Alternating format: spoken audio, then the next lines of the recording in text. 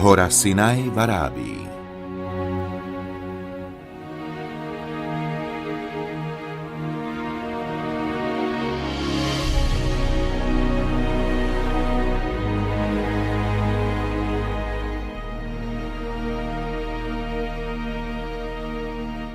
Pre tých, ktorí hľadajú pravdu.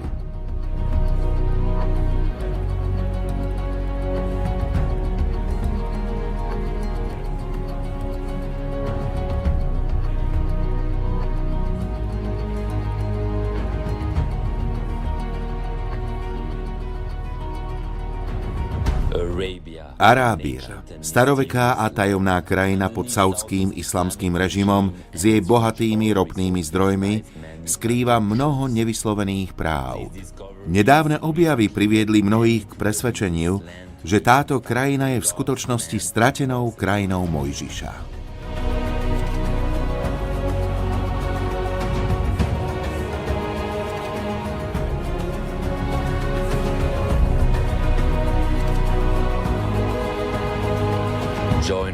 Pridajte sa k nám, keď budeme odhaľovať biblické dôkazy ležiace na týchto miestach.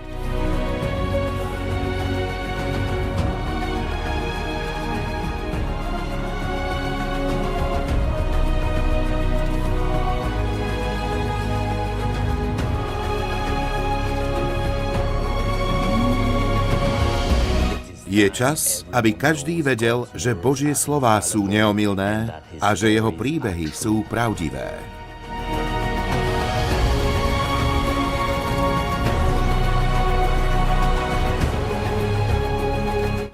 Predstavujem vám skutočnú horu Sinaj.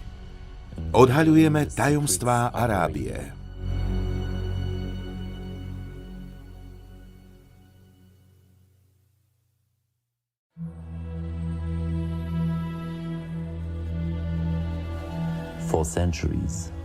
Po stáročia bola súčasná akceptovaná poloha hory na Sinajskom poloostrove v Egypte diskutovaná mnohými učencami. V prvých kapitolách knihy Exodus sa v skutočnosti píše, že hora Sinaj je v Madiane, čo je v Saúdskej Arábii. Vo veku 40 rokov Mojžiš utiekol od tváre faraónovej z Egypta a býval v madianskej zemi. Mojžiš pásol stádo Jetra, svojho svokra, kňaza Madianska, a viedol stádo až za púšť a prišiel k vrchu Božiemu, k Hórebu. To bolo miesto, kde sa Mojžiš stretol s Bohom pri horiacom kríku. Boh mu dal dôležitý príkaz, aby sa po vyslobodení Izraelitov vrátil sem. Keď vyvedieš ľud z Egypta, budete slúžiť Bohu na tomto vrchu.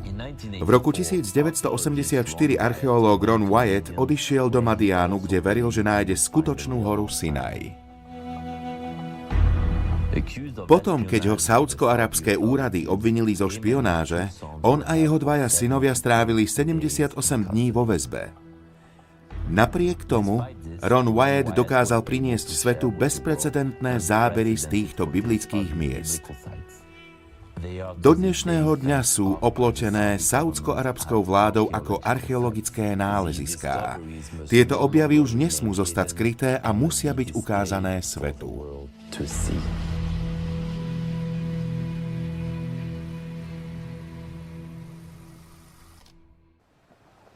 Výjdenie Izraelitov z Egypta.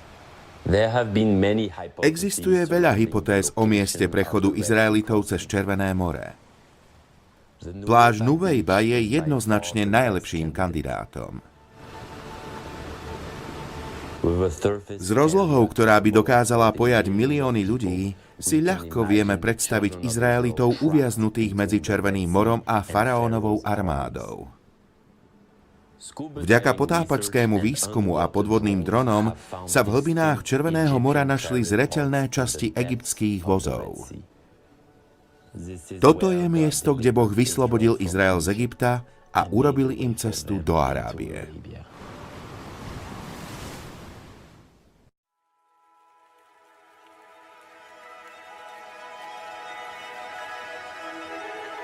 Potom prišli do Élimu. Tam bolo 12 pramenných studní vody a 70 paliem. A tam sa utáborili pri vodách.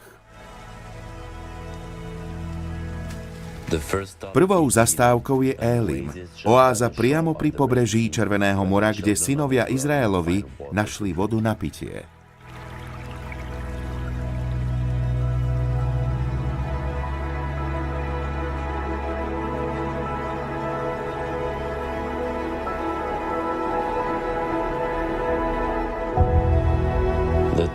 Pozdĺž oázy je stále možné vidieť 12 studní.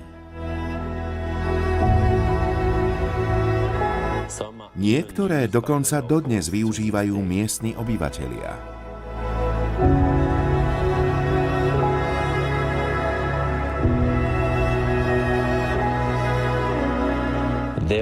V Élime je množstvo daťľových paliem, vďaka čomu to bolo ideálne miesto pre Izraelitov, kde našli odpočinok.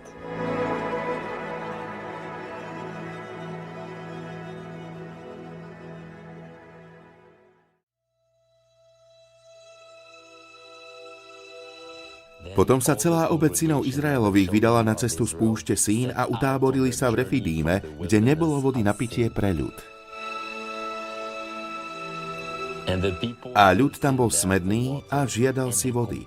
Reptal proti Mojžišovi a vravel: prečo si nás vyviedol sem hore z Egypta, aby si umoril nás, i našich synov, i náš dobytok smedom?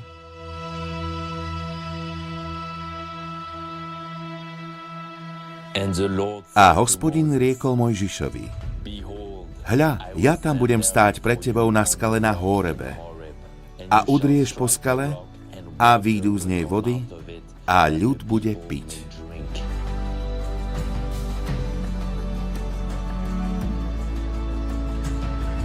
Na severozápadnej strane hory Sinaj sa nachádza táto rozštiepená skala Hórebu.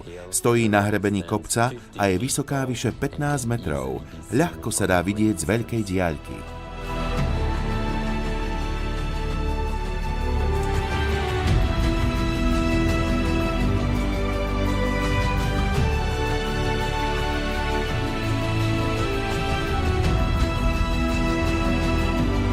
Ó, to je neuveriteľné. Áno, neuveriteľné. Tá skala je absolútne masívna. Predstavte si tie milióny litrov vody, ktoré tečú do nedalekého tábora.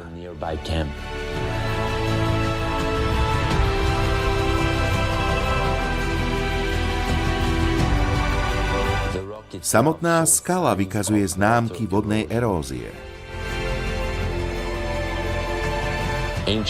Na tomto mieste možno nájsť staré petroglyfy, aj také v tvare sandálov.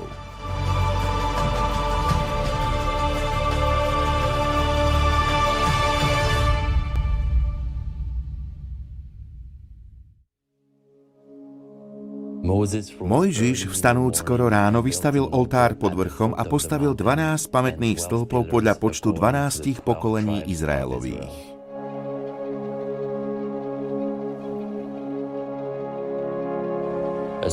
Oltár a tieto kamenné útvary je možné nájsť aj dnes na úpetí vrchu Sinaj. Zvláštnosťou oltára je, že bol postavený z neotesaných kameňov, ako prikázal Boh.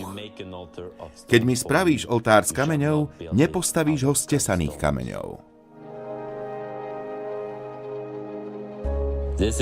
Tu stáli v poradí zvieratá pripravené na obetovanie.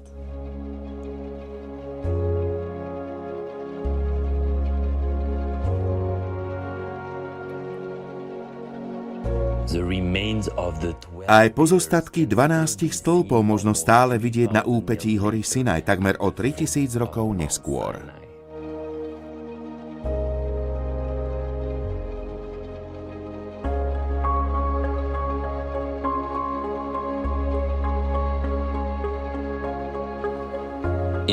Na ceste od oltára na horu Sinaj sa nachádza jaskyňa obrátená smerom do údolia.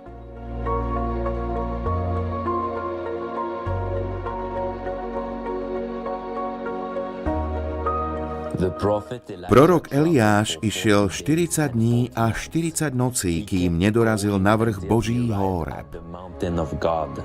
Tam vošiel do jaskyne, kde prenocoval.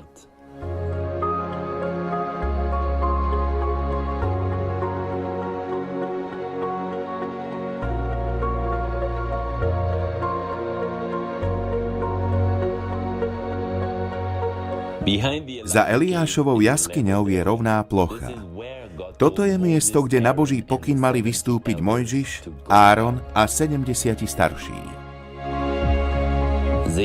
Videli Boha Izraelovho a pod jeho nohami bolo čosi ako zafírová dlažba, taká čistá ako samotné nebo. Boh neublížil popredným kniežatám Izraelovým, hoci videli Boha a jedli a pili v jeho prítomnosti.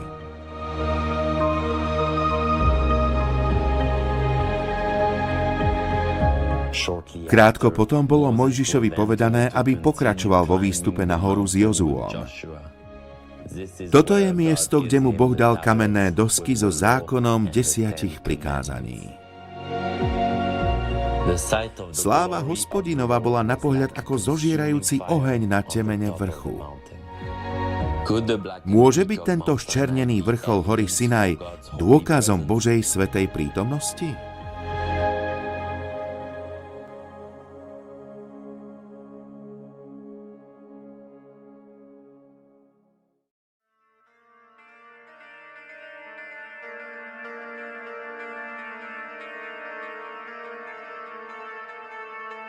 Oltár pre zlaté teľa. A keď videl ľud, že Mojžiš dlho neschádza z vrchu, zhromaždil sa ľud k Áronovi a povedali mu: Vstaň a sprav nám bohov, ktorí pôjdu pred nami.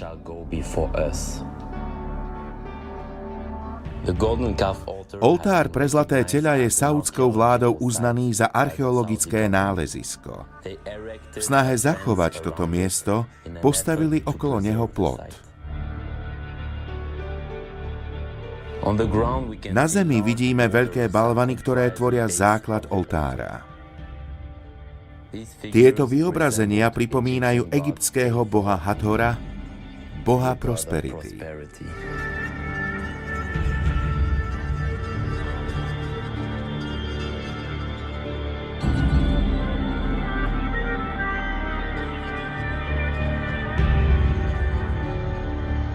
V Egypte, kde boli Izraeliti 400 rokov otrokmi, mali býka vo veľkej úcte.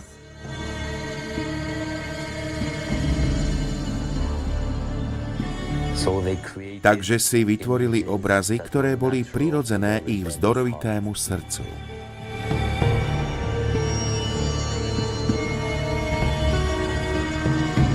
Súd nad týmito modloslužobníkmi bol veľký, pretože v ten deň padlo mečom asi 3000 mužov.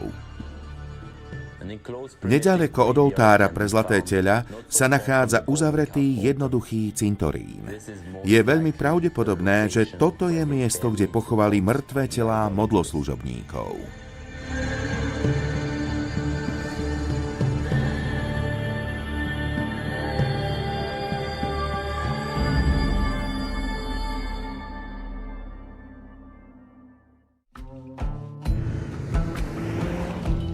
Tu je niekoľko ďalších dôkazov o putovaní Izraelitov cez Arábiu. Ak sa pozriete sem, môžete vidieť vandalsky zničenú menoru. Našťastie tu bol v roku 2006 doktor Sung Hak Kim a podarilo sa mu urobiť zábery tejto menory pred tým, ako bola zničená. Tu bol 7-ramenný svietnik, práve tu. Ukážeme vám fotku pred a po jeho zničení. Je to neuveriteľné, že tu bol. Táto menora bola vandalsky zničená v snahe ukryť dôkazy o prítomnosti Izraelitov v Arábii. Hebrejské piktogramy v tejto oblasti zodpovedajú písmenám starovekej hebrejskej abecedy, ako to vidíme v prípade písmena Tau, Tet a He.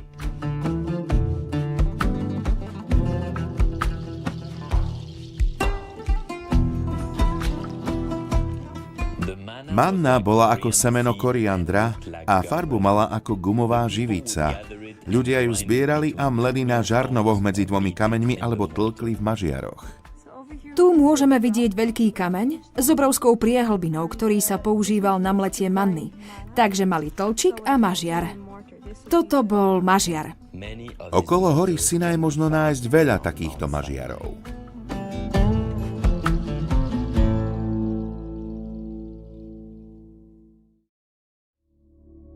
Mojžišov svätostánok. Práve tu na hore Sinaj dostal Mojžiš inštrukcie, aby postavil svätostánok. Mal byť postavený podľa nebeského vzoru, pričom každý predmet predstavoval Boží plán spásy pre človeka. Toto je miesto, kde kňazi vykonávali službu zmierenia človeka so svojím stvoriteľom.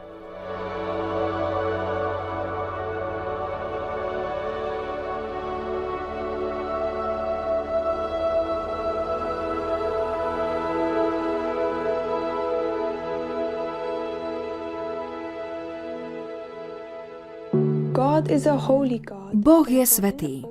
Preto v starej zmluve mohol iba jeden človek vstúpiť do svätyne svätých, kde prebývala Božia prítomnosť.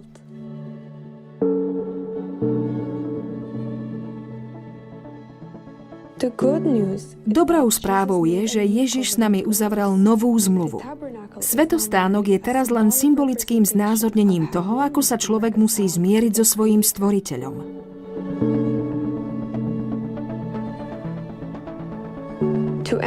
Aby hriešnik mohol vstúpiť do zmluvy s Bohom, musí najprv činiť pokánie zo všetkých svojich hriechov.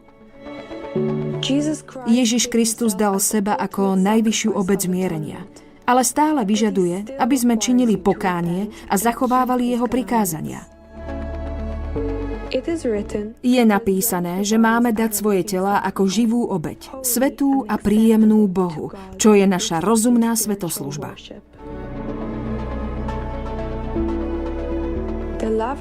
Umývadlo predstavuje krst vodou, ktorým dospelý človek zmýva svoje hriechy potom, keď urobí pokánie. Potom môže vstúpiť do kráľovstva Božieho.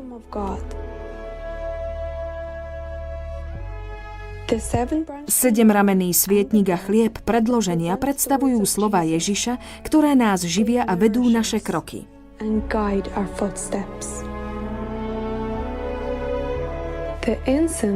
Kadidlo predstavuje naše modlitby, ktoré neustále vystupujú k Božiemu trónu.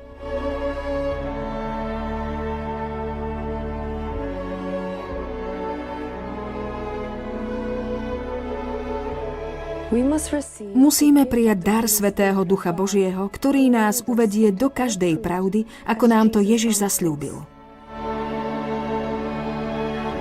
Boha nenájdeme v budovách postavených človekom. On chce, aby my sme boli jeho svätým chrámom. Boh je stále svätým Bohom, takže nesmieme dovoliť, aby nás niečo poškvrňovalo. Zákon a prikázania boli vyrité do kameňa. Ale bolo prorokované, že jedného dňa budú napísané na naše srdcia, aby sme ich zachovávali z lásky k nášmu Spasiteľovi.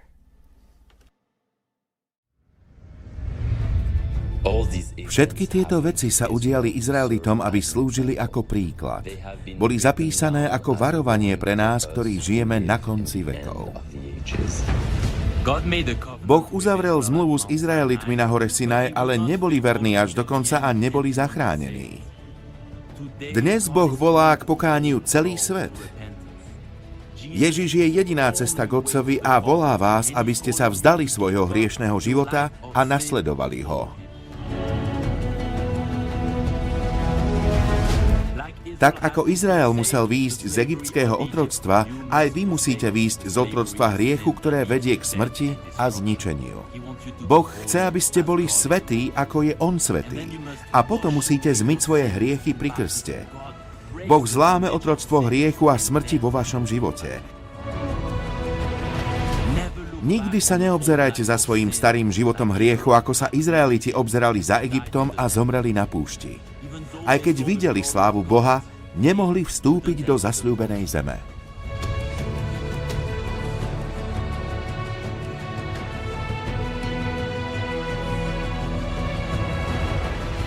Snažte sa vojsť tesnou bránou, lebo mnohí sa budú snažiť vojsť, ale nebudú môcť. Nie každý, kto hovorí Pane, Pane, vojde do nebeského kráľovstva. Len tí, ktorí činia vôľu môjho Otca, ktorý je v nebesiach.